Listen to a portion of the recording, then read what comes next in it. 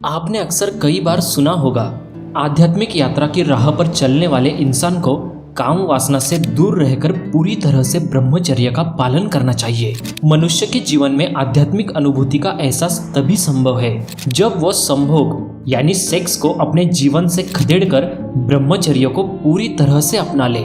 मगर संभोग और आध्यात्म के बारे में आचार्य रजनीश यानी ओशो अपनी किताब संभोग से समाधि की ओर में लिखते हैं, मनुष्य कभी भी काम से मुक्त नहीं हो सकेगा। काम उसके जीवन का प्राथमिक बिंदु है, उसी से जन्म होता है। परमात्मा ने काम की शक्ति को ही, सेक्स को ही सृष्टि का मूल बिंदु स्वीकार किया है और परमात्मा जिसे पाप नहीं समझता, महात्मा उसे पाप बता रहे हैं। अगर परमात्मा उसे पाप समझता है तो परमात्मा से बड़ा पापी इस पृथ्वी पर, इस जगत में, इस विश्व में कोई भी नहीं है। काम से लड़ना नहीं है, काम के साथ मैत्री स्थापित करनी है और काम की धारा को और ऊंचाइयों तक ले जाना है। हालांकि ओशो की संभोग से समाधि की ओर नामक ये किताब काफी विवादित रही। उस किताब में ओशो ने सेक्स को समाधि का रास्ता बताया।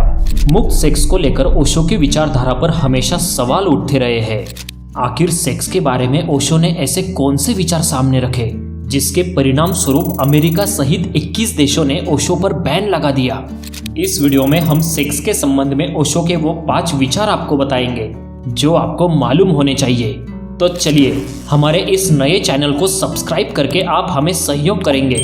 इस प्यारी सी आशा के साथ शुरू करते हैं। सेक्स के संबंध में ओशो अपना पहला विचार रखते हैं, संभोग से ज्यादा महत्वपूर्ण कुछ नहीं है। इस विचार को प्रकट करते हुए ओशो कहते हैं, हमने सेक्स को सिवाय गाली के आज तक दूसरा कोई सम्मान नहीं दिया।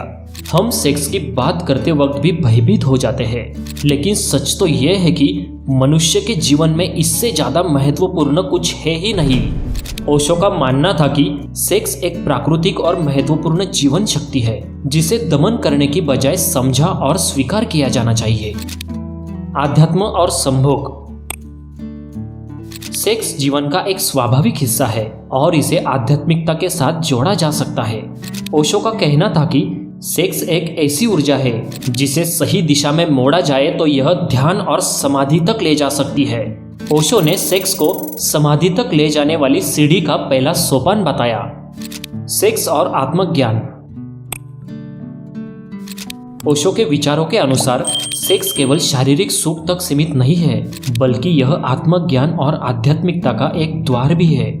समाज ने सेक्स को एक वर्जित विषय बना दिया है, जिससे लोग इसे खुलकर समझने और अनुभव करने से डरते हैं। मगर सेक्स को लेकर जो दमन और अपराध बोध समाज ने पैदा किया है, वह व्यक्तियों की मानसिक और भावनात्मक सेहत पर बुरी तरह से प्रभाव डालता है।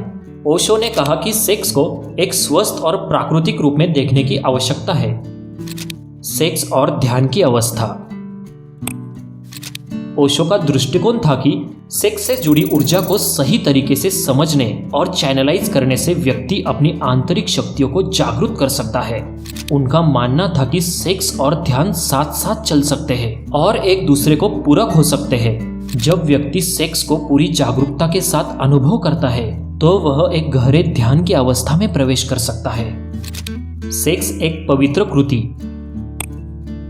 सेक्स को पवित्रता और प्रेम के साथ देखा जाना चाहिए। सेक्स को दमन करने से यह ऊर्जा विकृत हो सकती है और इससे समाज में विभिन्न समस्याएं उत्पन्न हो सकती है। ओशो ने इस बात पर जोर दिया कि शिक्षा और जागरूकता के माध्यम से सेक्स को सही रूप में समझाया जाना चाहिए ताकि लोग इसे एक सकारात्मक और संतुलित रूप में अनुभव कर सके। तो ये थे सेक्स यानी संभोग के संबंध में ओशो के कुछ विचार। आप ओशो के इन विचारों से सहमत है या नहीं, ये हमें कमेंट बॉक्स में जरूर बताइए और इस वीडियो को अपने दोस्तों के साथ शेयर कीजिए।